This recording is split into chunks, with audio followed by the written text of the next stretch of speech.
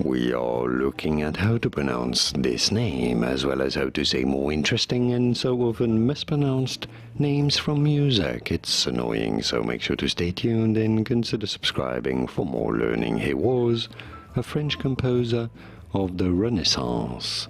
How do you pronounce his name?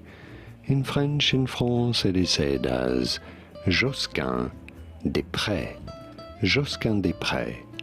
Pretty straightforward. Once you know, it'd be fine in English to say it as Josquin Desprez. Josquin Desprez from French. Josquin Desprez. And now you know. Here are more videos on how to pronounce more interesting names from music whose pronunciations aren't always obvious. I'll see you there to learn more. Thanks for watching.